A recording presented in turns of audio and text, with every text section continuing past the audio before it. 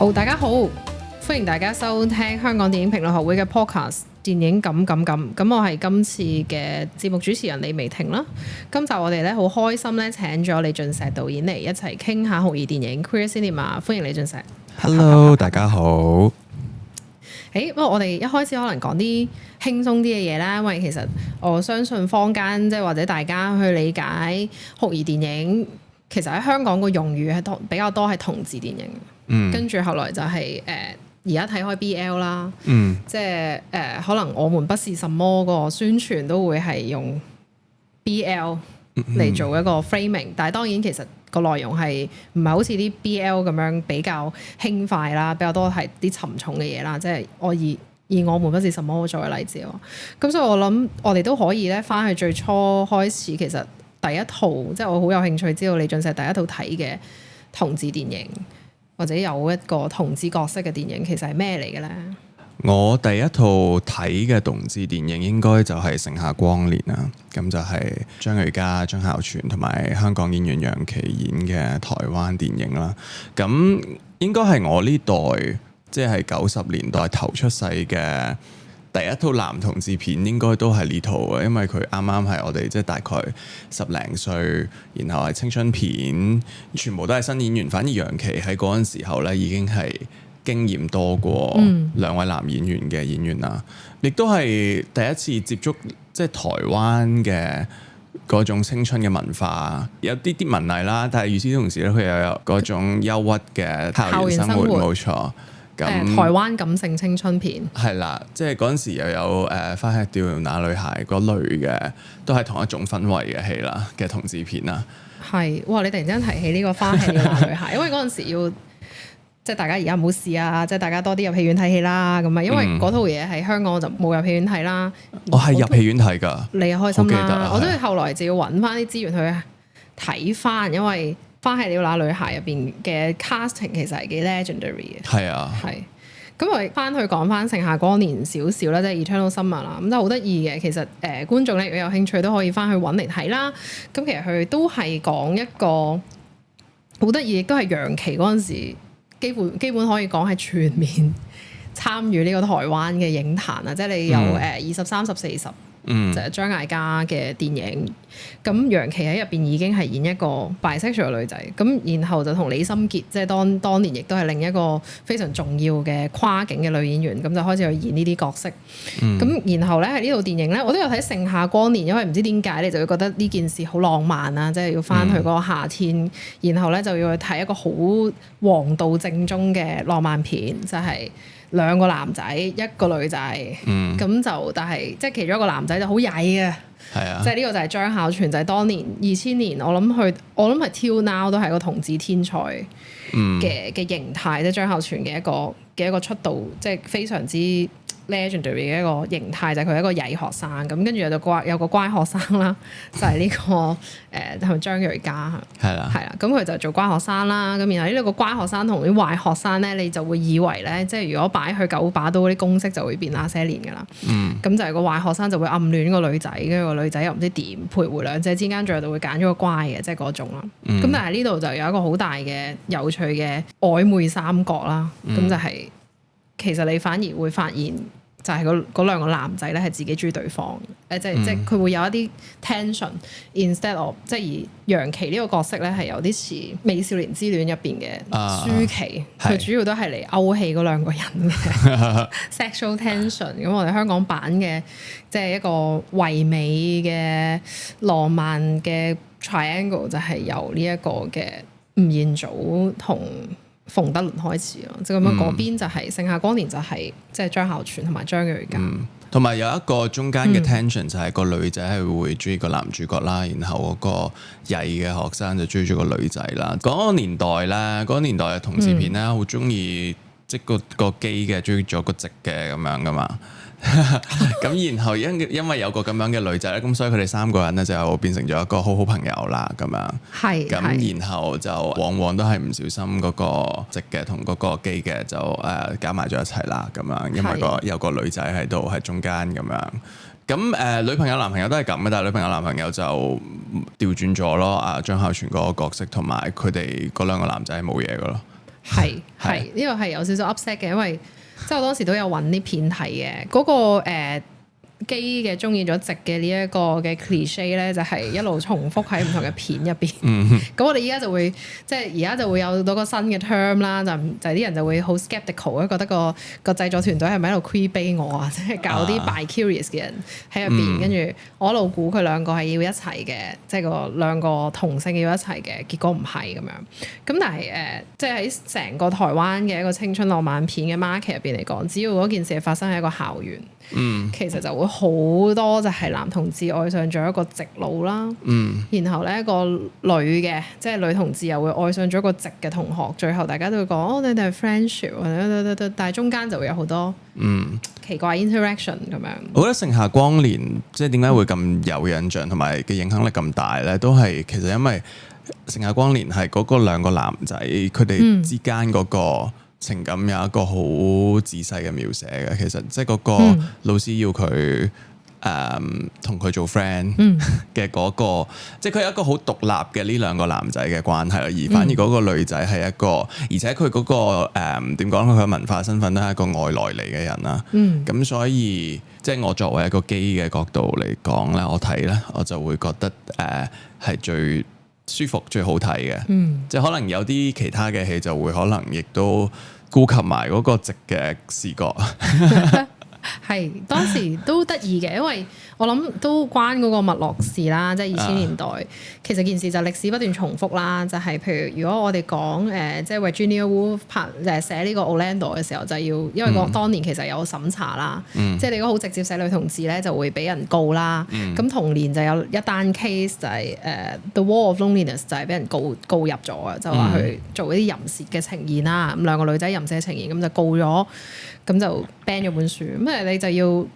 攞一啲其他設計去令到嗰個所謂同志嘅關係可以流傳喺一啲主流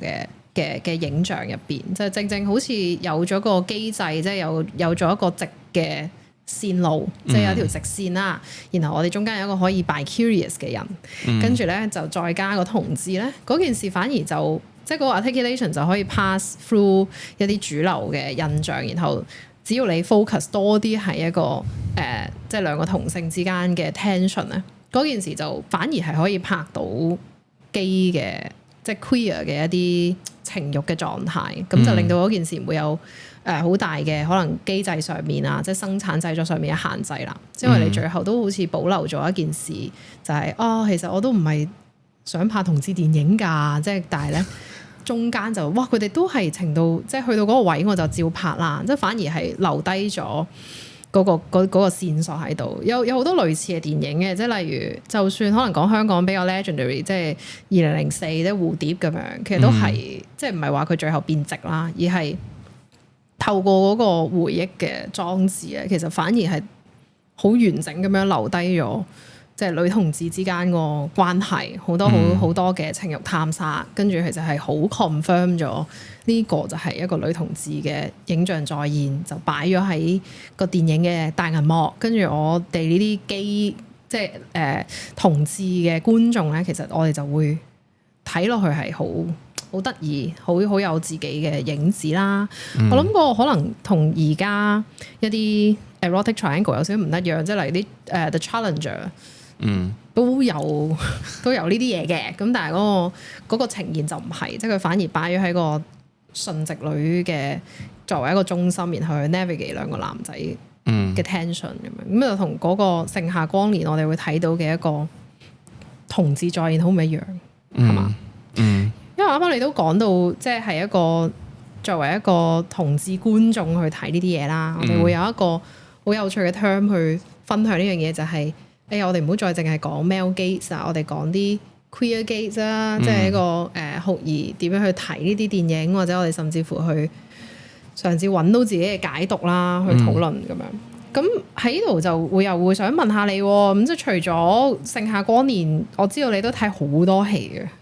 其實你有睇過啲乜嘢？你係譬如外國嘅同志電影又好啦，或者酷兒電影都好啦，你會想即係拎嚟分享下最近睇咗啲咩咧？我最近喺台北電影節睇咗一套係好經典嘅同志片嚟嘅，但係我一路都冇睇過啦，咁真係錯過咗啦之前。就係喺戲院度睇翻呢個 Mysterious Skin 啦。其實咧，用今日嘅基準嚟睇咧，套戲其實真係好大膽嘅，因為佢講兩個細個被侵犯嘅男仔，被同一個教練侵犯嘅男仔，佢哋被侵犯完之後嘅成長經歷。咁佢哋兩個冇一齊成長嘅，佢哋都唔係 friend 嚟嘅，但係佢哋有好唔一樣嘅coping 嘅機制啦，冇錯。咁因為咧，佢嗰個大膽係佢用好多唔同嘅意象啦，展示呢個小朋友發生咗啲咩事啦。咁佢兩個小朋友嘅演員又真係演得好好啦。咁然後佢哋大咗之後，去到好後，套戲好後，佢哋先至重遇嘅。然後咁其中一個就話翻俾對方聽，因為有一個人係即係選擇性唔記得咗發生咩事嘅。咁佢用咗好多嘅唔同嘅方法去想像，去 black out 嗰段記憶啦。咁最後有一個同翻另外一個人講翻發生咗咩事嘅時候，哇！嗰個先係我覺得我好耐冇試過咁觸動啦。咁然後咧，我先至即係我知道呢套戲咧一路都係一種喺同志群體嘅好溝嘅經典嘅，但我一路冇睇過啦。但係原來咧佢有套冇嘅導演有套冇咁出名嘅戲咧，我係好早就買咗碟睇嘅。係啊，個導演叫做 Greg Araki 啦。咁佢係一個美籍嘅日本裔導演嚟嘅。咁佢係喺活躍喺大概2000年代左右啦。咁我係睇過呢個佢嘅另外一套戲叫做 Kaboom，咁就係康城嘅第一屆嘅酷兒金棕櫚嘅得獎電影啦。咁其實佢我係嗰陣時佢攞咗獎之後，我都唔係喺戲院睇，我係出碟賣碟睇嘅。但係我嗰陣時我覺得哇！佢攞獎咧一定係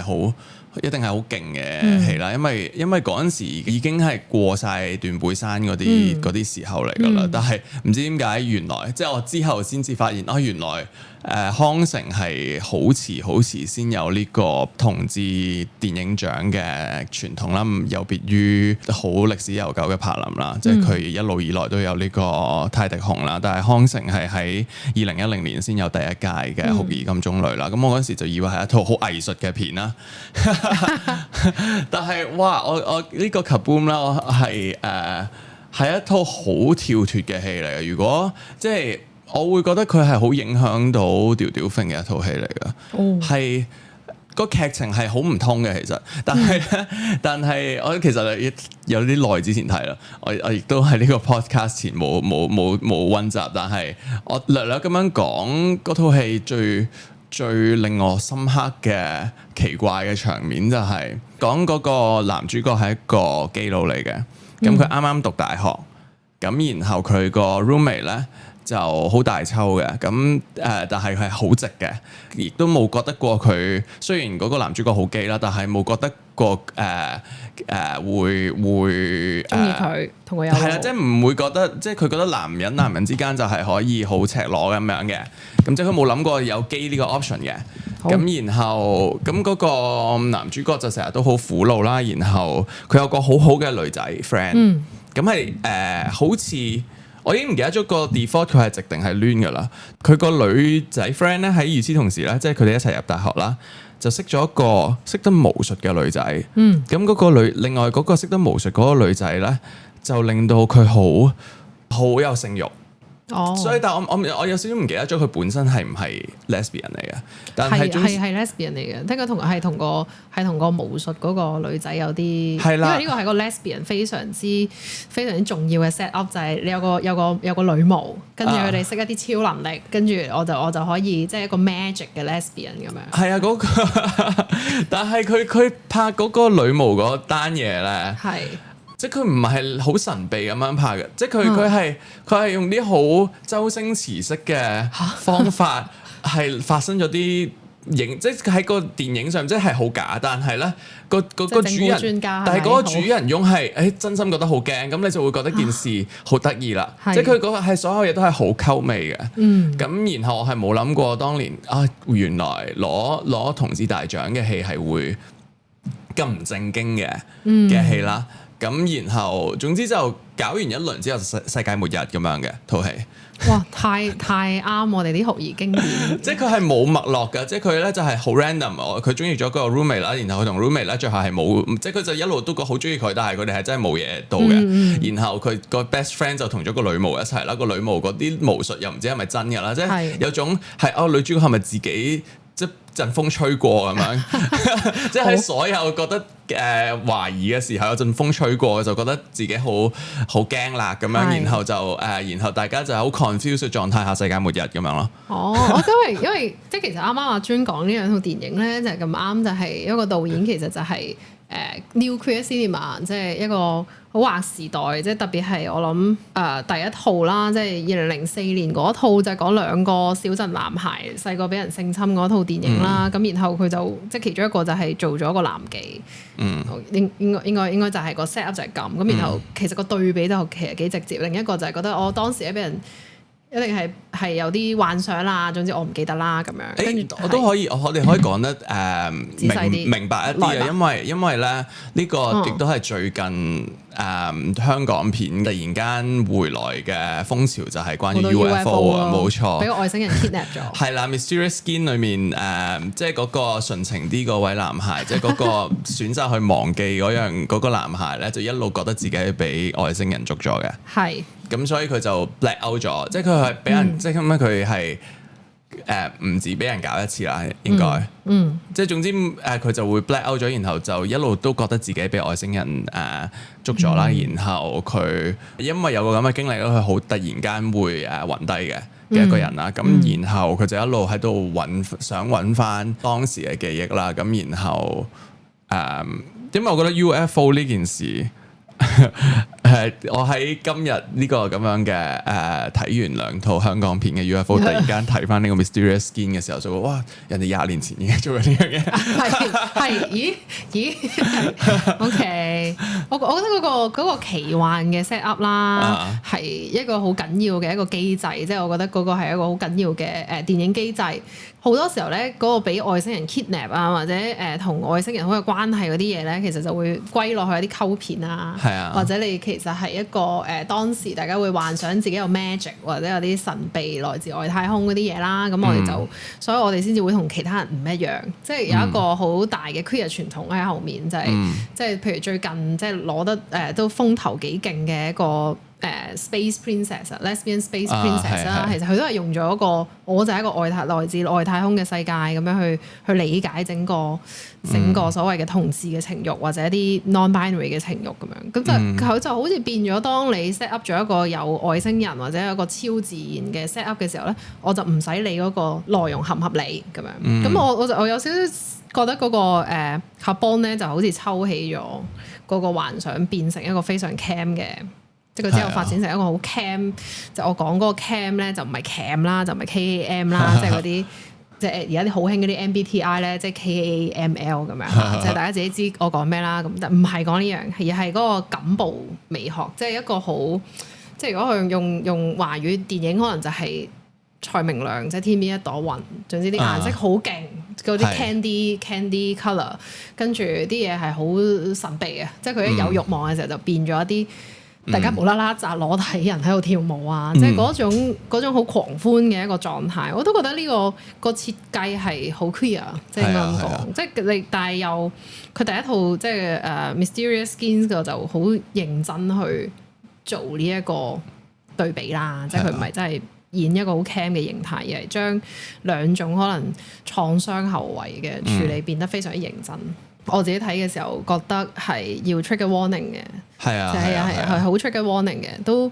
即係當時咧嗰個所謂 New Queer Cinema 嘅語境，亦都係我覺得嗰個係好必要，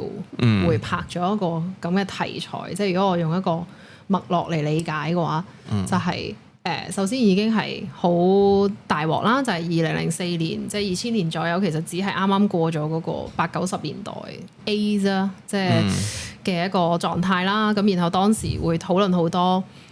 污名啦，即係其實大家就算除罪化或者就算唔再係覺得佢係罪行，即係同志嘅情慾唔再係一個罪行，但係其實佢就會往往咧就同一啲 sexual violence 即係性犯罪同埋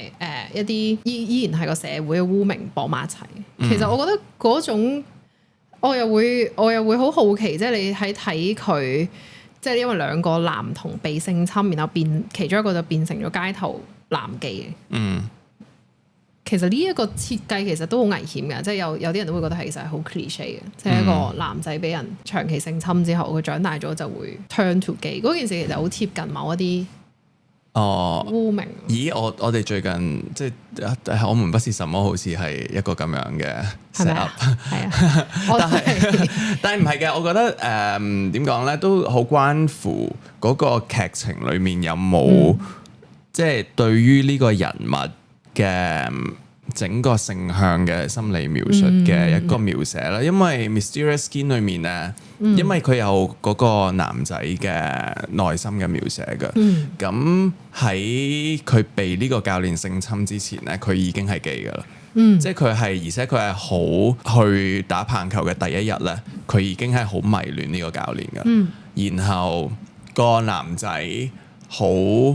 想試，然後個教練感覺到呢樣嘢之後就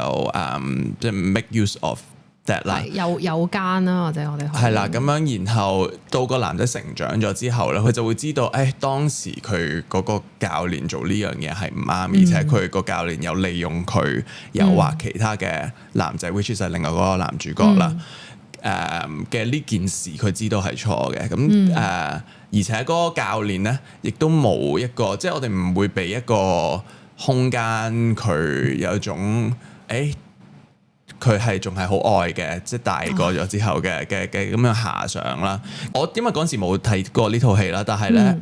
譬如Sasha 即係我個好朋友祝子燕佢嘅先浪潮嘅作品《林同學退學了》咧，其實都有呢個咁樣嘅 dynamics 嘅，即係嗰兩個女仔。嗰個係唔係同一個 set up 咧？即係嗰個係一個異性戀嘅 set up 啦。但係謝永欣演嘅女主角嗰個角色，其實佢一開始都係好迷戀呢個阿 Sir 嘅。但係咁樣唔代表阿 Sir 做嘅嘢係啱咯。即係佢個期咯，係啊，冇錯。但係 Mysterious Skin 就係一個佢事後再兩個人去審視呢段記憶嘅時候，佢有個 judgment 出嚟啦。同埋佢唔係因為俾個教練搞完之後變 gay 咯。即係呢個電影係好明確地描寫到，即係嗰個唔係因為搞完變機，而係佢有一個好奇心，然後就俾人利用咗嘅一個事情咯。其實我覺得嗰件事係好，即係點解特登問咧？除咗都引下專補充多少少嗰個電影嘅細節，因為驚觀眾未必睇過或者睇咗唔記得咧。其實我覺得嗰個作為即係當時我哋講 New Queer Cinema 或者將其實有個好得意嘅脈絡嘅，即係補充少少，然後就覆翻阿 Jun 啱啱講創傷，然後要好強調嗰種係有創傷經歷，但係我一開始已經好 confirm 我個 sexuality 或者我自己對於 gender 嘅探索。嗰件事應該同呢件事有一啲雖然係聯繫嘅，但係我要有分野。其實嗰個係好重要嘅一個，我哋會覺得喺 New Queer Cinema 入邊，即係將影像變成一啲好緊要嘅。即係當呢一啲電影咧，通常即係喺當時嘅語境入邊咧，呢一啲電影通常都係以一啲小本製作嘅形態去做啦。就係正正因為主流電影嘅一個呢度唔係一個負面嘅形容詞，而係當你要將同志變成一啲主流影像嘅時候，佢必然會有一個經歷嘅，就係好 edge 嘅或者好創新嘅，佢就會走 independent cinema 獨立電影嘅形態去做佢自己嗰個探索啦。然後主流工業再將一啲可以被主流化嘅一啲嘅同志嘅再現啊，或者一啲 case 啊，變成佢可以喺工業入邊運作嘅一個形態啦，咁樣。所以你會見到個 curve 係好唔一樣。咁但係當時即係呢套電影，即係作為當時嘅一個獨立酷兒電影嘅一個呼聲嘅時候，我就會覺得佢好有意識去做咗呢樣嘢，就係因為 trauma 即係創傷呢樣嘢係好容易擺落一啲我哋覺得佢係受咗創傷，佢之後就改變咗佢個性取向啦。即係呢個亦都係女同志當年點解會 suffer from 一個 invisibility，就係通常都會講你係咪俾男人傷害過啊咁樣。即係譬如好似我要開始 come out，跟住啲人就會話你係咪因為男人唔中意你，所以你先咁 TB 啊？即係佢哋唔 confirm tomboy 係一個 identity，會覺得係咪因為你長期覺得啲男人覺得你好醜樣，所以你就哎呀追唔到男仔啦，所以你就將自己變咗 TB 頭啊！即係嗰種形態係必須要有一個創傷，然後先至可以去有翻佢嗰個情慾。咁但係喺呢部電影咁樣即係去睇或者去聽即係一啲嘅討論嘅時候，就會覺得佢係好深刻，就係一方面又承認咗創傷嘅存在啦，即係因為佢哋兩個小男孩要去 cope with 呢一個創傷經歷嘅，的確。咁然後另一方面亦都會令到嗰個所謂我哋講性取向嗰件事咧，變成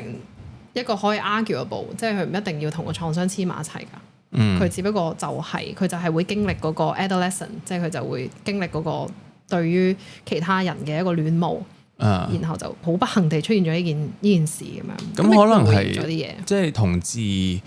嘅青少年，亦都可能係因為佢同大家唔一樣啦，亦都以前即係2000年代嘅嗰類嘅同志片啦。即係嗰個唔一樣咧，會令到佢可能會冇辦法即係跟隨佢嘅好朋友啊，或者佢嘅社群係有一個共感嘅成長嘅經歷，然後嗰個獨特嘅異類咧，會令到佢容易啲有咁樣嘅創傷嘅經歷咯。但係嗰樣嘢唔係一個因果嘅關係啦。咁我覺得其實咧，好嘅酷兒電影就係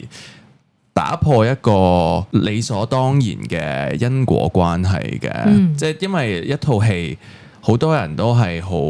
會 look for 一個，哎呀佢起承轉合啊，即係佢係因為咁樣所以咁樣，或者佢發生啲咁嘅事啊，原來最後因為咁樣，但係其實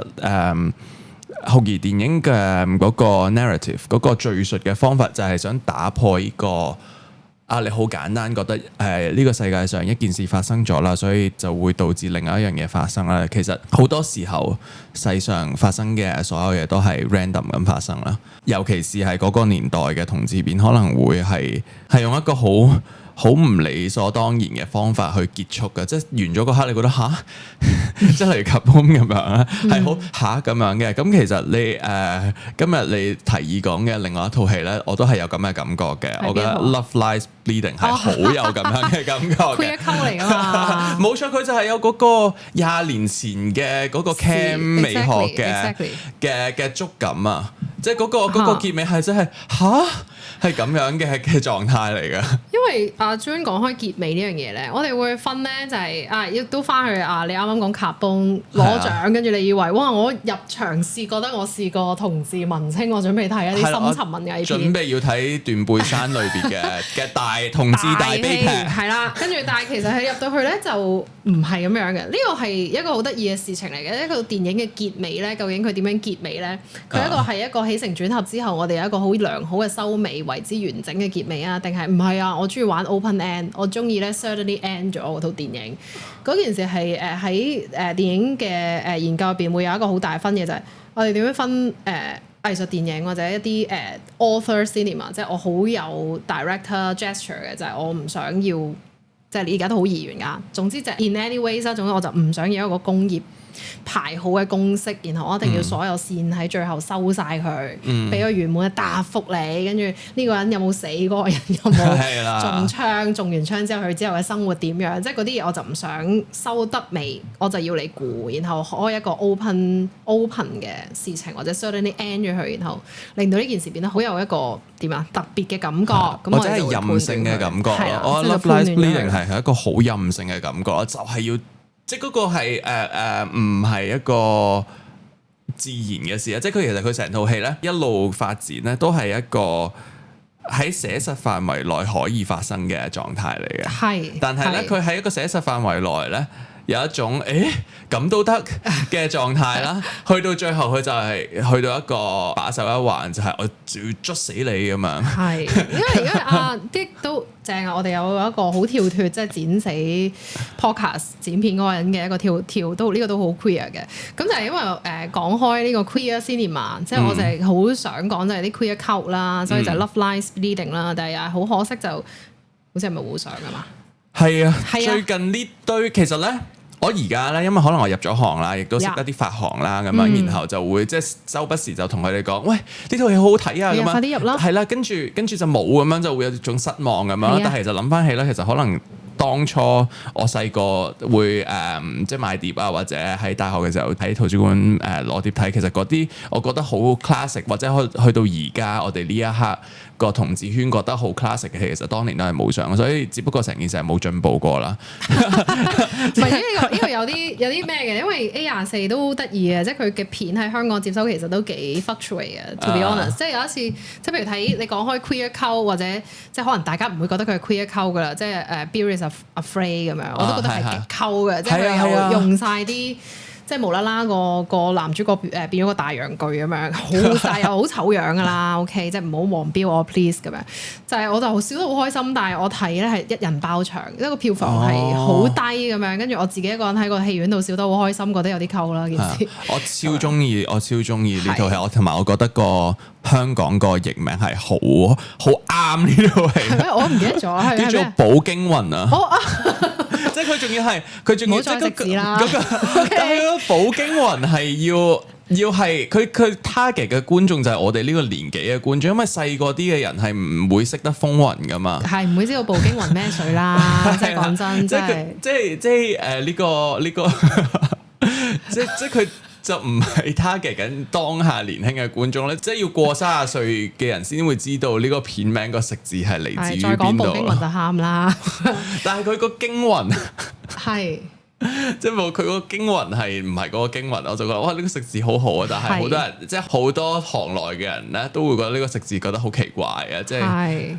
但係冇辦法，即係我覺得個溝片係有啲溝味嘅翻譯嘅。如果我哋翻嚟啦，即係講翻《Love Lies Bleeding》嗰個基本劇情俾大家追翻，有機會就自己揾方法睇啦。亦都希望即係向 A24 喊話啦，快啲俾我哋發行呢套電影啦。咁我 point 就係咧，其實好得意嘅就係好啱我哋而家個 gym trend 嘅，即係健身潮流啊。點解我會睇呢套嘢咧？就因為佢個海報係一個好 masculine 嘅女體嚟嘅，即係呢個係我幻想我做 gym 食 protein 粉，跟住我只要咧一個禮拜做足5次咁樣，逐次每一 set 咧都加2.5公斤咧，我一定會做到嘅咁樣。咁梗係假㗎啦，即係大家睇我而家都知啦。咁但係嗰件事就係翻咗去一個肌肉嘅世界，即係亦都佢個 setting 其實係好西部。係。所以成件事你以為係一個西部復仇黑幫片嘅開端，但係佢就有好多好 bold 嘅 colour，即係啲紅色係特別紅，個 colour grade 好正啦。然後有啲因為嗰陣時係一個即係佢 set 咗係一個咁 brutal 嘅空間咧，佢就有 neon light，即係亦都有啲霓虹光管嘅嗰種嘅色調。即係令你覺得嗰件事係一個西部嘅通俗片，你差唔多要感受血腥啦。然後但係呢個咁血腥嘅類型咧，其實喺 lesbian cinema 入邊係好少嘅，即係女同志片你唔會 feature 一個咁樣嘅形態嘅女主角。咁中間當然啦，我哋亦都有另一個女同志天才啦 Kristen Stewart 啦，亦都係你陣間會講嗰套電影嘅一個導演啦。佢又反而係有啲似，又係啲 retro 翻啲90年代嘅同志 drama 電視劇啦，就係The L Word 入邊嘅 Shane 啦，嗰種形態就係一個我哋而家會覺得佢係一個奶 T 啦，即係中性但係長啲頭髮嘅，咁然後冇咁 masculine， 然後但係中間嗰個位就係咧，因為佢愛上咗呢一個好中意操肌嘅係啦 Jim L 啦，咁於是乎咧兩個人就哇愛恨纏綿啦咁樣，咁愛恨纏綿中間就夾雜咗好多操肌肉食 protein 係啦，跟住去做呢啲 injection 嘅嘢，然後嗰個最溝嗰個位咧就係即係我 partner 去到一半覺得要戲劇咧。就係無啦啦呢個另一個女主角即係操肌女主角咧就變到勁大隻，即係佢開始有少少變形俠醫嗰個 superhero 咁樣嘅狀態啦，跟住佢就話哇睇緊咩咧大佬咁樣，係啊係去到好溝啊呢個位，然後就開始嗰個劇情就開始放飛咗啦，然後但係我覺得好正啊嗰件事。好耐冇睇過，因為咧我突然間想因為我哋準備要入呢個 A24 嘅話題咧，但係我想講多一樣嘢就係喺呢個2000年嘅年代啦，包括我啱啱即係所講嘅 Kaboom 啊，或者係天邊一朵雲啊，嗰種 cam 嘅感覺啦。然後去到而家，我哋再講緊20年前嘅嗰個 trend 啦。其實中間即係10年代至20年代咧，我哋可能係因為平權嘅運動咧，開始好主流化咧。咁我哋有一堆好義，即係嗰啲叫咩義正言辭嘅，同埋好公式化荷里活質地嘅同志片嘅，其實。你講緊華語定係全球？我覺得全球都係啊，即係有一種一堆人去維權，然後成功，或者係失敗啦，所以我哋要以此為鑑。同志需努力啦嘅戲啦。但係其實咧，隔咗呢10零年咁樣嘅氛圍嘅戲咧，然後20年代嘅時候咧，多翻啲呢啲咁 cam 嘅美學嘅戲咧，我係覺得係有種我細個嘅時候睇同志片，即係或者尤其是係外國嘅同志片嘅感覺啦。呢個 Love Lies Bleeding 係有呢個感覺啦。係啦。咁中間嗰10年就有好多嗰啲imitation game 啊，大片同志片咯。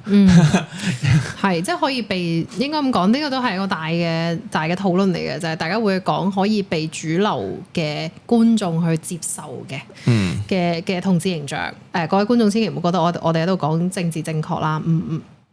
，far from 呢個 term 出現嘅時候，因為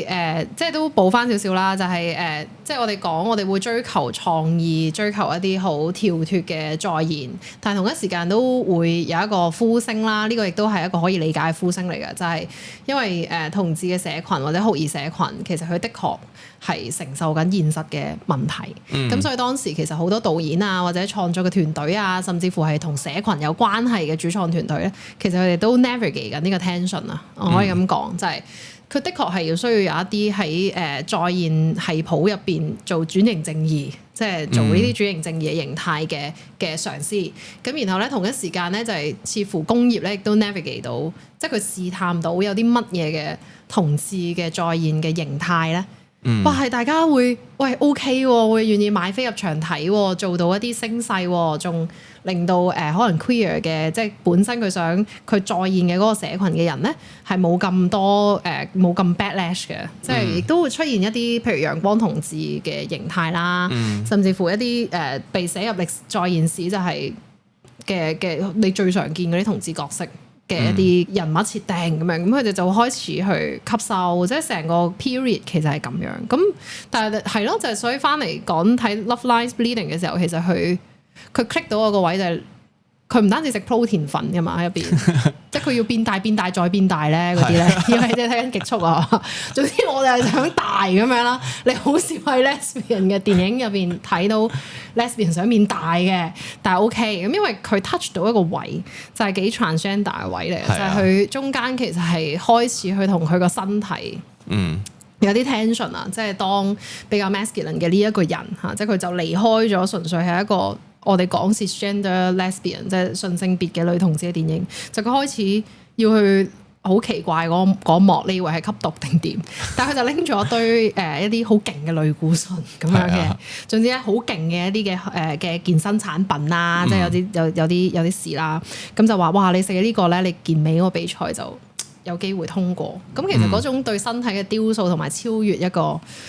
即係嗰位女主角要去操肌，然後超越一個我哋一路以嚟覺得 femme 嘅身體，即係一個女人嘅身體就要婀娜多姿嗰個形態，其實係好有誇嘅能量。係啊，因為嗰個注射入去佢身體嘅呢個 substance， 係呢個 substance 係 masculine 嘅 substance 嚟嘅，亦都因為套戲咧有好多槍嘅意象啊，好多男性啊陽具主義嘅意象咧喺呢對嘅lesbian 嘅 couple 裏面出現，所以係一個好正嘅一個好多符號爆炸，但係咧佢嘅劇情咧會令你一路追看嘅一個戲咯。係因為最後我係好爽嘅，但係我為免劇透咧，即係我嗰晚係覺得哇，我睇得好開心咁樣，哇咁 high 點瞓覺咧？即係嗰個 point 係咁樣嘅。咁跟住哇咁 high 點瞓覺，然後又睇到一個酷兒界嘅呢個爆機嘅一個再現咧，我就覺得好溝好 cam。嗰件事會令我多咗好多嘅想像。咁然後後來咧呢一個 A24呢個公司亦都再出咗即係即係除咗 Queer 嗰套之外，亦都有因為 Queer 就喺香港有睇過啦，即係可以上映啦。咁但係另一套亦都冇喺香港做嘅就係I Saw the TV Glue 啦。咁呢個亦都係一個我哋會講佢完全係一個 trans cinema 嚟㗎，就係即係跨嘅電影嚟㗎。就係個導演亦都好直接，就係同年出咗呢一套電影之後咧，亦都好直接佢就係有啲 retro 嗰啲電視，而同一時間咧佢又要特登去講，就係佢一定要將 transition 呢一樣嘢嚇，即係我就要擺喺一個跨性別，佢仲係喺一個蛋嘅形態啊，就係一個 egg 嘅 period，即係外國會咁樣講啦。咁佢就嘗試去拍到呢一種 crack the egg 嘅一個形態，就係佢未能夠接受自己要突破呢個蛋殼，即係未可以攞到佢嗰個身份翻嚟嘅嗰個過程。但係成個電影亦都好溝嘅，係啊，同埋佢係完完全全咁冇講跨性呢個字嘅。係啊，你要讀好多符號啦，你要睇好多嘢啦，同埋你要有過呢個感覺，你先會 get 到個劇情嘅。其實中間係好感動嘅，因為即係其實我啱講嗰個，其實佢個顏色亦都係好熒光啦，即係嗰種嘅顏色啦，有好多符號啦，特別係電視嘅光射出嚟，然後你成晚就係望住一個電視機入邊嘅畫面嘅呢一件事咧，變得好 methodical 啊，即係佢好有寓意啦。就係嗰個主角咧，其實佢就要好中意睇電視。佢遇到一個人，佢遇到一個鄰居嘅大佢少少嘅女仔，大佢少少嘅即係當時佢個女仔啦。跟住就睇一套咧神秘任務，即係又翻嚟嗰個 UFO 情節，係啦，冇錯啦。跟住就哇正啊！我哋追蹤呢一個，即係當時仲係啲要派氣橋咁樣嘅形態，就係你每一集每一次就追看翻之前嗰個前程提要，跟住你會收到一啲嘢。然後佢哋會討論就係咧個電視入邊咧就演緊兩個女仔要去抵抗。即係有 supernatural 嘅能力嘅，佢哋就要抵抗呢個月亮嘅呢個憂鬱怪咁樣嘅一個情節。咁呢件事係令我覺得非常之心痛啦，即係睇嘅過程，即係好心痛啦。然後但係我又會好驚歎，就係佢一個字都唔使睇，係啊，但係佢會令我所有嘅符號都會令我知道。嗰啲好 problematic 嘅，對於 transgender 好 problematic 嘅 terms 啦，對於一個青少年要去尋找自己嘅性傾向啦，或者身份認同啦，佢要面對好多出邊嘅限制。因為我記得嘅其實佢遇到嗰個大過佢嘅鄰居，帶佢去睇電視嘅呢個鄰居咧，其實一路以嚟咧。仲未，即係佢中間就要搬走啊嘛，搬走。咁但係佢未搬走嘅時候咧，其實佢都好痛苦，即係你好完全睇得出佢喺追看電視點解會成為佢兩個人嘅 connection，就係因為佢必須要透過呢睇呢一套電視劇，去忘記一啲佢本身日常生活對佢嚟講好辛苦嘅部分。咁所以中間咧就係一個好大嘅轉折啦。呢套電影就係個女仔搬走咗，突然之間。主角就好似 lost 咗咁樣，即係因為冇咗一個人帶住去睇電視。後來再遇翻呢個女仔咧，個女仔已經變，即係應該咁講，遇翻呢一個鄰居咧，佢已經完咗個 transition，然後就同佢講：你一定要逃走啊！你一定要離開某一啲嘢，你仲有時間咁樣。咁嗰件事我就成個即係我一路睇嘅時候，其實我冇預計到，因為佢個宣傳其實冇將呢啲嘢擺出嚟。咁我都冇預計咧，我就。其實即係起晒雞皮，其實喺度睇，咁係啊，即係就嗰件事係我終於知道我一路以嚟喺度睇緊嘅嘢做乜。其實佢有好多溝嘅語言，包括顏色上面 color grading 上嘅溝啦，或者嗰兩個人追看嘅電視劇咧，入邊就係要睇緊一個其實你好明顯就係 set 得好假嘅一啲卡通啦。咁然後佢哋又有 supernatural 能力。咁我就開始去到嗰個位，我就知道呢一個 transgender cinema 嘅一個狀態就係一隻字都唔使睇，然後我就可以 refer to 某一啲 struggles，refer to 一啲真實形態。咁呢件事我就起晒雞皮，其實中間已經即係佢個劇情嘅反轉。我覺得呢個係點講咧？係呢套戲嘅發行做得最好嘅位，就係因為咧你入去睇之前，你唔會知道佢係一個同志片啦。即係其實點解我會睇呢套戲咧？但係我係喺飛機上面睇，因為香港冇發行啦，亦都好似冇乜即係冇乜電影節有公映過添，係啊因為佢又唔係一個好 exactly 好可以係呢個係好同志片嘅同志片咁樣。係但係我睇我點解會當初撳呢套戲嚟睇嘅原因係因為係呢套戲而家已經係年半之前啦，即係應該係24年嘅戲啦。咁當時點解我撳嚟睇係因為當時係應該係馬田史高西斯講呢套戲係佢近期睇過最好睇嘅戲啦，即係可能係嗰年最好睇嘅戲啦。佢話咁係 Sundance 嘅戲嚟嘅。咁呢個情節咧。即係其實我就算唔講任何關於佢裡面有好多酷兒嘅符號，呢個情節係我呢個年代嘅人嘅青春期可能會發生。我唔知可能未必係個個都會有過咁嘅經歷啦，但係我好記得我細個嘅時候呢，呢個星期六日晚嘅12點半左右嘅，我都係呢個時代啊嘅時候呢，就會有一套好血腥嘅動畫喺 TVB 度播，咁嗰個血腥係即係嗰個咧，而家睇咧其實都唔係真係咁恐怖啫。但係嗰陣時細個嘅時候，10零歲嘅時候咧，會覺得好恐怖嘅，就係包括有呢個地獄老師啦，同埋呢個新世紀福音戰士啦，都係喺個週末嘅星期六日。係，我哋要還翻少少 credit 俾亞視永恆嘅，因為係亞視咩？唔係無線嘅咩？佢兩個都有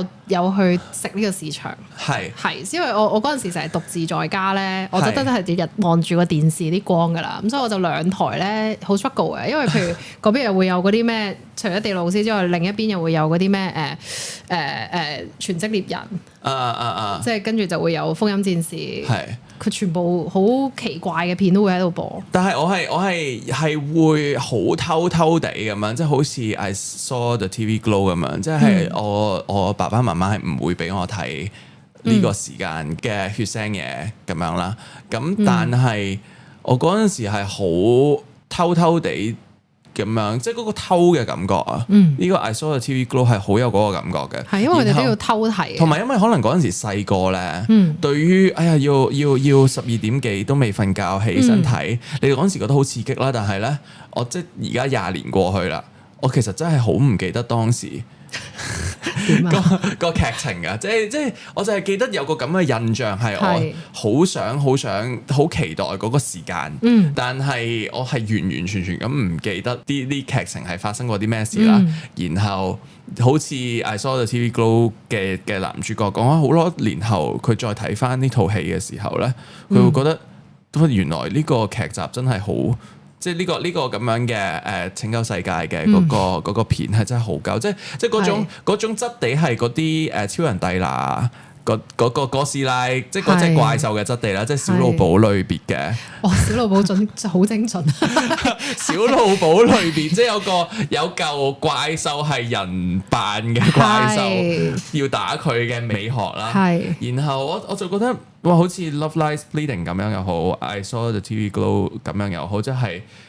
就係我哋嗰個年代成長嘅小朋友，到而家，佢哋終於可以拍到第一套戲啦！終於可以拍，即係大概而家30幾就快40歲嘅導演會拍嘅戲，就係懷念緊我哋嗰個青春期係咁樣咯。而即係可能比我大10年嘅人拍嘅戲，就係即係可能那一天我們會飛咁樣各種嘅校園嘅嗰樣嘢係好賣得噶嘛，即係嗰種或者係那些年咁樣嗰種好流行咗好耐嘅，但係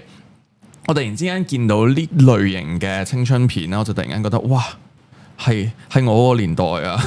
所以但係呢個亦都未必係我個年代，係我嗰個酷兒年代啊！係呢個我諗個落點係好精準，因為我好多嗰啲酷兒啟蒙咧，其實就係嗰12點半咧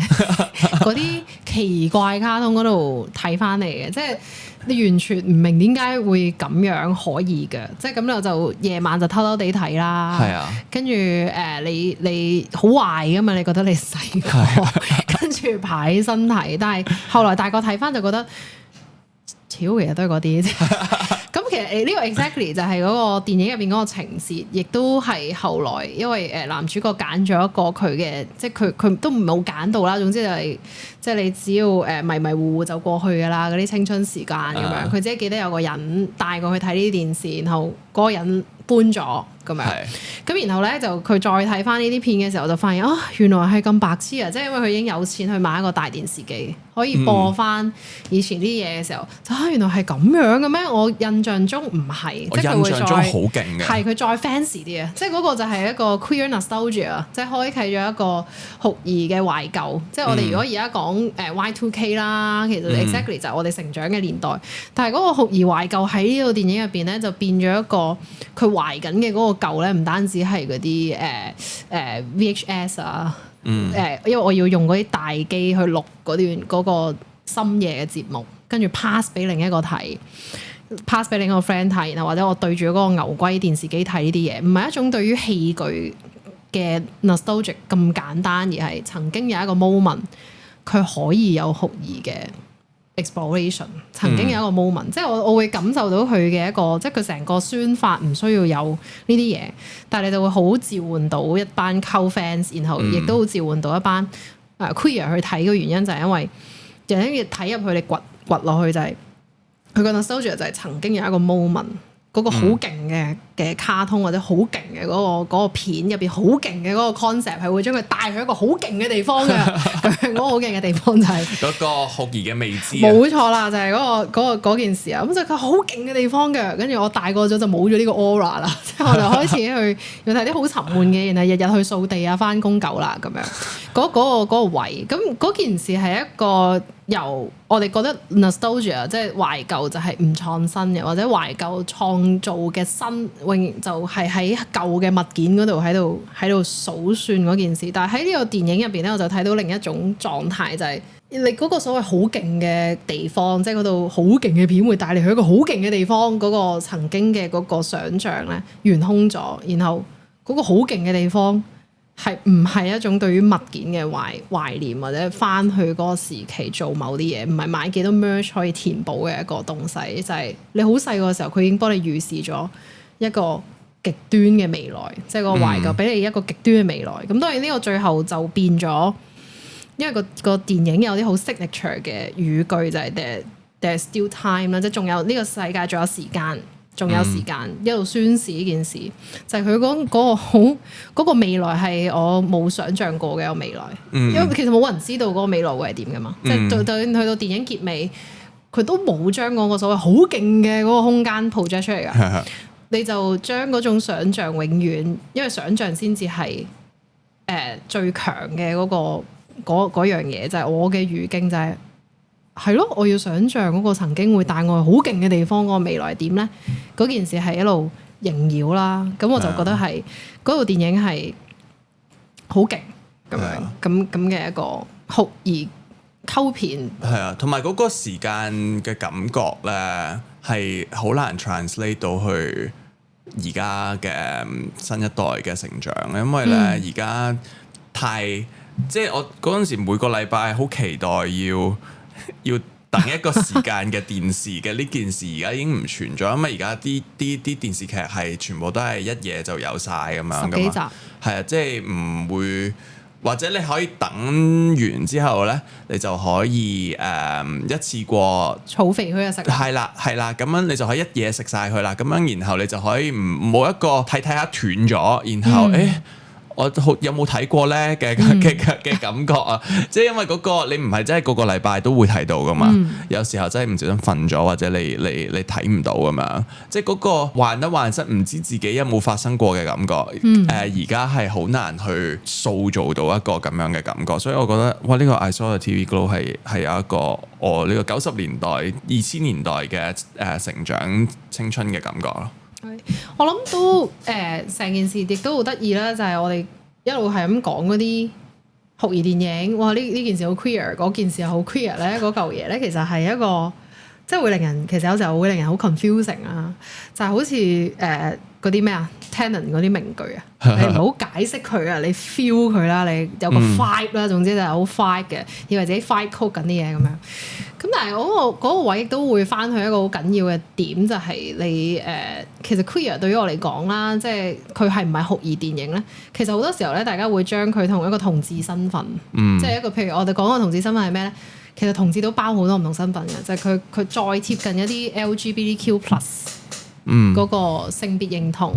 嘅 movement，即係一個運動，佢係一個好 consolidate 嘅身份嚟嘅，因為嗰啲人會不斷宣示，即係嗰個族群嘅人會不斷宣示佢嘅身份。咁但係當我哋去討論一啲電影好 queer、好溝、好 edge、好有 feel 嗰個位嘅時候咧，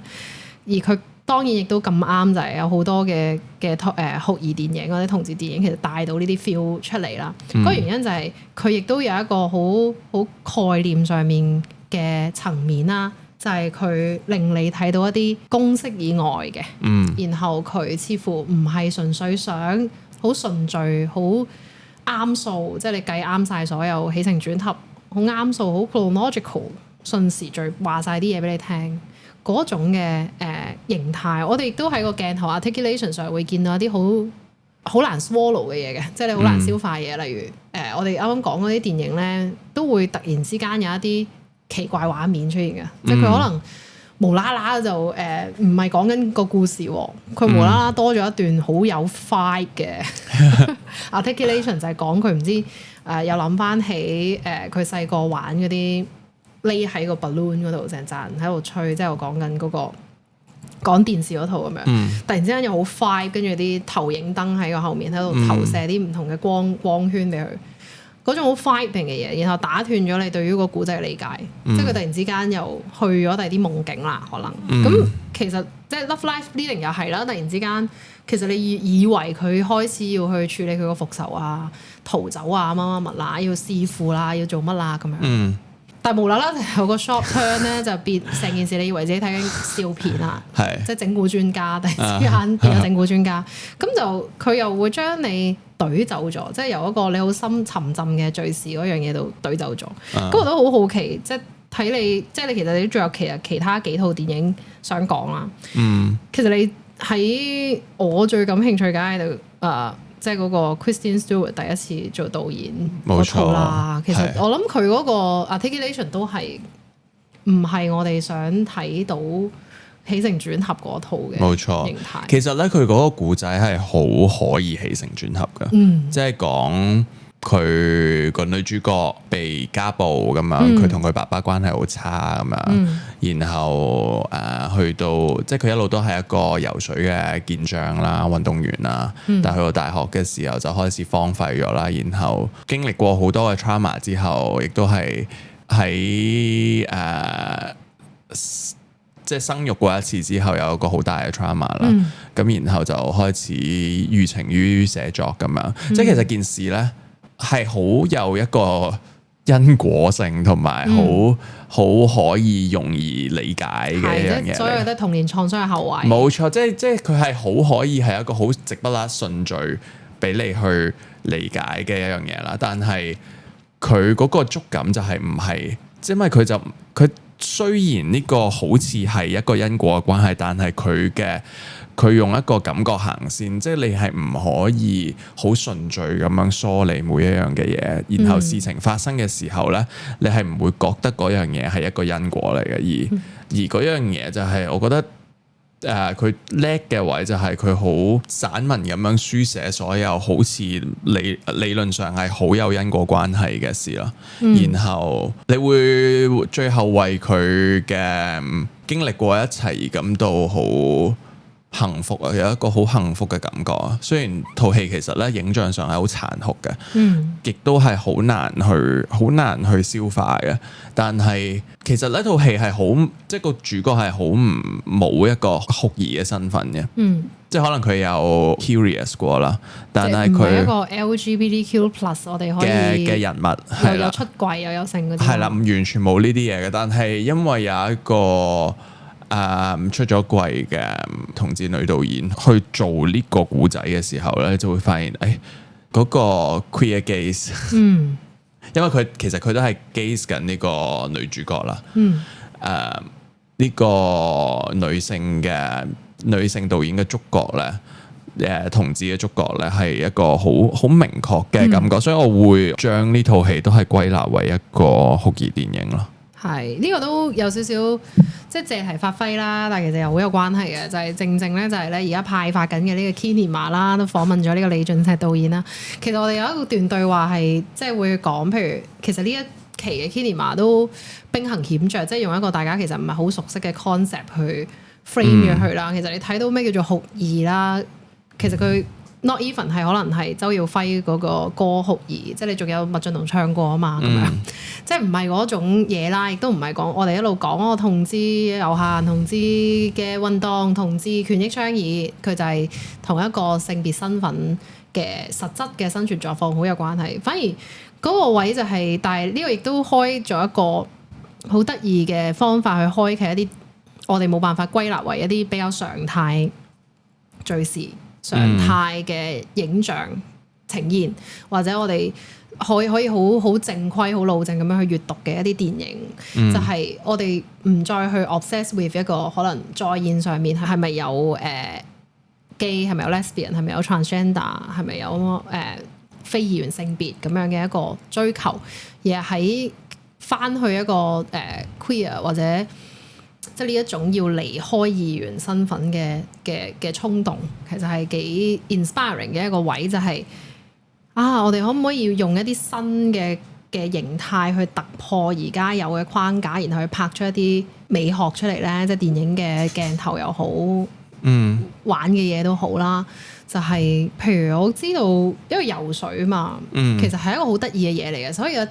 有嘅嘢咧貼咗去水嗰度就好得意嘅，應該咁講。水當然喺電影入邊係一個好直接嘅意象啦，即係你有啲 fluctuate 嘅時候，通常啲鏡頭點擺咧？個人 fluctuate 就係拍翻個水面喺度波瀾，喺度有啲暗湧，跟住倒影翻個人，跟住佢個人咧就係好模糊，可能係咁樣，或者佢呢件事又好似啲鏡喺啲電影入邊嘅作用咯，就係我唔 confirm，我好想揾自我，咪喺後面拍翻你照鏡咯，即係貞子都係玩呢個嘢啫嘛，即係水同鏡都俾佢玩晒啦咁樣。咁但係嗰單嘢係好得意嘅，就係The Shape of Water 啦，即係都有套，即係之前都有套電影，即係講個怪獸，即係水怪咁樣。其實嗰單嘢就好 queer，我都覺得係，嗰單嘢勁 queer，因為我點樣先可以理解我要同一個怪物，即係而家係咪即係香港流行曲咧，即係愛怪物的我咧咁樣嘅一個形態。嗰件事本身嗰個角度就係好 queer，即係就係好酷兒。即係翻嚟呢個電影又係好得意啦，就係游水嘅時候，原來呢個都係好切身嘅體驗嚟。游水嘅時候就係你要你同個水嘅關係好奇妙嘅，即係你嘅身體同個水嘅關係好奇妙。我相信我睇好多嗰啲片同埋即係真係翻去温下書啦，睇下套電影。其實佢花咗好多時間去雕塑呢啲嘢，可唔可以講多啲咧？同埋個剪接上嗰個節奏咧係好，我唔知點講啊，好完美啊！俾啲具體啲嘅形容先。我終於問到個問題，難到咗李俊石。係啊，我真係覺得係一個，即係好似一開始講嘅係一個 vibe 嚟嘅，係一個，你好似好熟悉一個咁樣嘅故事，但係佢仍然係俾到一個新嘅角度嚟睇。但係與此同時，呢個新嘅角度睇咧，係嗰個美學咧係有一種熟悉感嘅。但係咧，與此同時就係呢啲咁樣嘅影像撞埋一齊，而且佢用一個咁樣嘅咁快速嘅剪接嘅方法咧，令到嗰件事係嗰個快同慢咧，係令到你好目不暇給嘅。佢同嗰個即係我意思係嗰個距咧係鏡頭同埋個女主角嘅距離咧，令到你會好喐緊嗰個女主角嘅。我唔知道點呢個係好難去用一個理性或者去鏡頭分析嘅一個美學嚟嘅，係即係我而家最尾要講啲好空泛嘅，再空泛啲嘅，就係佢俾咗好大嘅愛俾呢個女主角。咁呢樣嘢又唔係好空泛，反而具體咗。其實我覺得嗰個鏡頭嘅 articulation 係有趣嘅，即係我哋而家講咧就牽涉一啲即係都係電影嘅，我哋講拍攝距離，或者我哋講其實好電影嘅呢單嘢。我哋講點樣去營造一啲氣氛，或者我哋講點樣去鋪排一啲故仔。其實嗰件事唔離我哋唔遠嘅。我開少少大家常聽嘅話題，例如可能當時大家突然之間覺得嗰件事係文藝片，即係講緊王家衛咁樣，就唔係講緊佢好 queer 嚇，which is 嗰件事佢 queer as in 咩咧？就係佢做出嚟嘅嗰種嘅節奏咧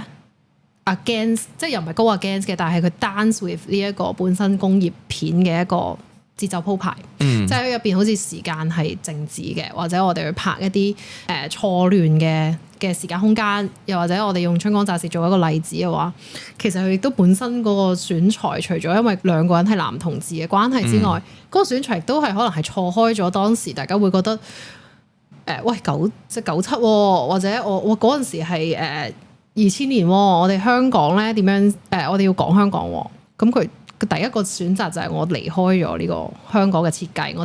直接就可同你拍喺阿根廷一條公路入邊，去拍一個酷兒公路電影，即係香港都唔知係咪唯一一套酷兒公路電影咁樣嘛？係啊，而家咧真係唔會有人做啲咁，雖然80、90年代王家衛係最鼎盛嘅時候咧，佢可能有呢個條件啦，但係而家係好難想像可以咁樣拍戲咯，即係嗰個，我哋去咗阿根廷先啊，吊揈咁樣喺嗰度幾個月咁樣嘅嗰個狀態咧，係好難去想像一個 production 係可以咁樣發生。係，大家想追翻呢單嘢咧，就記得攞我哋今期 Kinema 咧嘅69期、68期啦，因為入邊係有講到嗰個身位嘅問題，即係你除咗冇 resource 之外，亦都係而家我哋講電影，即係你 fight for 一啲資金，譬如都關 Kristen Stewart 事啊，即係嗰個 case 係因為佢咁啱係一個公開出櫃嘅 queer，然後咧其實佢大家會忽略咗，即係除咗一方面就覺得肯定呢套電影一定係關於同志啦，我點樣都覺得佢係拍緊一個女同志定點啦。無限放大咗呢個身份之外，另一邊亦都唔記得咗，可能 Kristen Stewart 其實佢攞到嘅資源，或者佢自己喺個製作上可以做到呢啲嘢，咁樣剪或者去嘗試自己嘅美學嘅 articulation， 其實佢需要一啲 position 或者一啲嘅 resource 去成就。咁呢件事當然而家喺香港嗰個製作語境上面嚟講，其實係幾憂傷啦，因為係有啲困難嘅。咁但係唔緊要啊，其實我喺眾身上嘅時候，我都會 feel 到嗰個活力，即係有一件事就係冇嘅好，有啲似我有早期睇嗰啲 New Queer Cinema 或者 Independent Queer Cinema，因為你嗰套的確係酷兒獨立電影，係咪啊？嗰個好 raw 嘅，但係又好衝擊嘅一個編排咁樣，我又覺得嗰個活力冇想象中咁，即係佢反而個活力係好爆。咁我都會諗，即係譬如而家即係翻嚟呢套電影，我哋啱啱喺度講嗰啲酷兒嘅美學，佢可能係一個錯開咗主流選擇，係嘛？因為你啱啱講，其實係啊，佢係可以拍到好 dram 嘅，因為你又持續虐待，又有一啲自毀傾向，又童年創傷嘅後遺，佢好可以翻去一啲，我翻去心理分析一下佢先咁樣。跟住唔知隔咗幾多個月佢又點啦，跟住佢成長之後咧，走唔甩啦，咁最後又有一個感人嘅結尾，嗰個係咪即刻大家明多咗嗰件事點搞？但佢又冇咁樣做，就反而可能佢 allocate 咗好多，即係啱啱所講，佢 allocate 咗好多鏡頭去愛護翻佢嗰個 focus 喺嗰個女主角嘅身份，即係佢拍攝嗰個對象嘅嗰件事入邊。呢個都係，我覺得呢個點都好得意嘅，就係將一個刑事嘅目光，因為鏡頭一定係存在刑事㗎啦。咁但係刑事而家就會覺得係通常都會比較 backlash 就係男性刑事啦。係嘛？我哋好少會講譬如酷兒嘅刑事、女性刑事，但係呢樣嘢係存在咗好耐啦喺個電影史入邊。咁但係呢件事亦都係咯，即係翻去一個位就係我哋睇多咗好多錯開咗一啲好啱數或者好容易見到嘅刑事嘅位置，即係佢點樣去建立呢啲嘅鏡頭中嘅愛嚇，即係你一定係睇得出佢 focus 多咗，然之後擺喺一啲好 spectacle 咁樣去做佢個故仔嘅一啲嘅畫面入邊，係嘛？我覺得都去到一個位就係最後都係多謝翻即係成個過程啦，就係我哋其實追溯咗，即係多謝咩咧？就係追溯咗好多就係2000年、90年代、2000年，然後俾好多 inspiration。我哋嘅一啲酷兒電影啦，因為嗰件事就係好具有，我會覺得好具有活力，好有創意，亦都無論係製作形式定係再現形式啦，都俾咗好多創新嘅感覺我哋嘅電影啦。咁都希望大家可以去睇多啲唔同形式嘅酷兒電影啦，唔再即係唔係淨止去睇一啲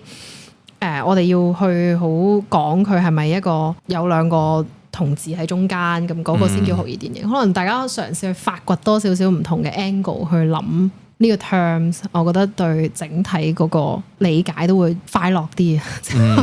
我就會即係我覺得咁樣睇戲好得意，即係有啲將 queer 拉落扣，或者有將 queer 去諗下佢超越咗一啲同志再現，而係一啲選擇或者一啲嘅美學上面嘅認購。咁所以我覺得其實酷兒電影，我哋翻返呢個主題，其實係包含咗好多嘅角度啊！即係我哋如果用一個譬如 Oscar 第一套攞 Best Picture 嘅戲咁樣，Moonlight 咁樣，有一啲好喺歷史性跨一大步嘅，即係可能嗰陣時覺得點解會斷背山冇攞到 Best Picture 好可惜啊咁樣呢啲好歷史性嘅時刻咧，其實我都係好 treasure 嘅。但係與此同時就係、如果問我最中意最自己私下，但係咧就係呢啲戲咧就係少少係唔係嗰種好大雅之堂嘅戲啦。但係與此同時咧，反而咧我覺得咧可能咧有朝一日如果我中意睇嘅呢啲戲咧好主流嘅時候咧，我又會覺得係咪已經變咗質啊？即係會有咁樣嘅懷疑。即係我覺得有時候咧有啲戲咧就係永遠都喺個邊緣度係啊，文青邊緣度望對比翻個主流嘅戲咧，係會就係我成日會關注嘅戲咯。咁所以我唔知道即係聽眾如果見到呢個電影咁，然後講同志電影，然後我哋講咗一堆。佢哋完全冇諗過我哋會講嘅，即係唔係講喜宴啊？咁都好 queer 啊！唔係講喜宴啊，藍雨啊，或者係斷背山嗰類嘅戲嘅話，我哋講啲好偏嘅戲，而且但係嗰啲好偏咧，可能係好近啱啱呢幾年有嘅戲。然後我哋好留意，好想推介俾你睇，但係咧又好似又唔想咁推介得咁廣泛，因為太廣泛嘅時候咧，又好似呢樣嘢。但係我唔知道，其實可能咧有啲嘢係永遠都係入唔到主流，係真。咩20年前嘅 Kaboom 同埋而家嘅 Love Lies Bleeding 嘅呢種，其實就真係。永遠都係唔會係主流嘅嘢。咁幾好啊！其實我覺得都好得意嘅。Jack Halberstam 咧喺又係 call 啲李博亂 call 嘅時間啦，就係、是、嗰個 Queer Art of Failure 嗰度咧都講咗一個好直接嘅嘢，就係即係你千祈唔好覺得 queer 係 opposite to normative， 即係你唔好覺得酷兒就係同正常嘅對面，即係我而家就同你搞對抗。知啦嚇，唔係其實唔係㗎，係更多時係好呢班人咧，即係呢啲好 queer 嘅人咧，去 practice 佢哋嘅 queer 嘅行為嘅時候咧，其實係佢好清晰知道個主流係點樣，然後佢同個主流玩，然後錯開佢，即係你係要睇到嗰個平衡線，即係你明明可以跟，就係因為佢太知道主流嘅語言，我錯開佢嗰個快感嗰個位咧。就係 queer 係嗰個 fight 咁樣，即係佢咁講啦嚇。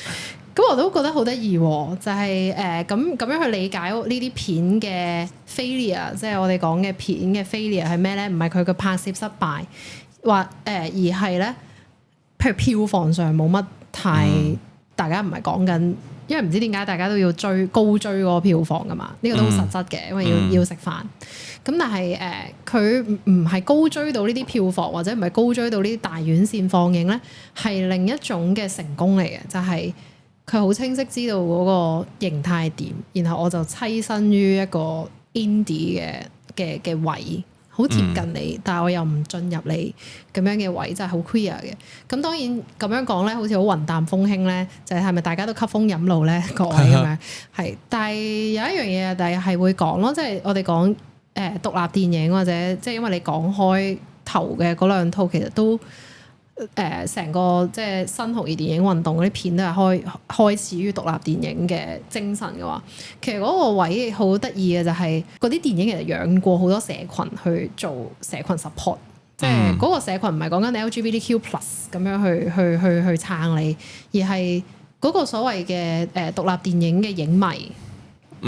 溝片影迷嘅嗰個經濟圈啊，即係佢自己係有呢啲放映嘅 ritual， 有佢自己嘅放映嘅節奏。咁我都期待香港其實有一日係會有呢啲咁樣嘅嘢嘅，因為喺讀一啲獨立電影嘅或者所謂 independent cinema 咧，喺外國咧你都見到個 budget 係幾高㗎，同香港嗰啲 budget 冇得比嘅嗰種獨立電影。咁嗰件事嘅原因就係因為佢哋嘅融資或者佢哋去做社群嘅形態，嗰個社群就係嗰種 cult readership 或者 independent readership 嘅形態，都係我暫時唔係好見到，即係喺本地未係好見到嘅嗰個經濟，係反而有另一種經濟會崛起啦。即係你無論你講緊 BL 又好啦，GL 又好啦，因為嗰啲即係你知啦，即係嗰個咩啊？燃燒少女的畫像都有佢個溝 fandom 噶嘛，狂上噶咁樣，我都因為佢太多 fandom，於是乎就即係喺我屋企嗰埲牆度拎走咗佢個海報，好唔想加入呢一個主流嘅啦啦宇宙嘅，即係 I mean，但係嗰件事好得意嘅就係其實係有呢一個 potential 去支持一啲唔同嘅電影嘅形態，咁所以都好開心啦，就係翻嚟。最後 wrap up 啦，就係即係請到李俊石嚟同我傾一啲我哋會有睇啦，或者大家其實唔係能咁容易喺大院線渠道睇到嘅一啲嘅電影啦。亦都希望聽眾會去掘下咯，即係要有一種喺 CD 鋪又係 DVD 鋪喺唔知邊度趁你搭唔知邊個航班，跟住去抄嗰啲片嗰個樂趣，咁你就會掘到一啲好得意嘅電影。尤其是咧喺呢個年代咧，好多電影業咧，好多人都係喺度淨係討論呢個存亡啊，或者同志社群就係討論呢個正名啊，即係正式嘅正，名字個名啦。我覺得我哋可能呢幾年失去咗好多討論啲好細嘅電影，或者係討論啲好 queer out of failure， 就係討論啲商業上唔係好成功嘅電影，但係有一種覺得已經冇啦，仲要唔諗票房，但係就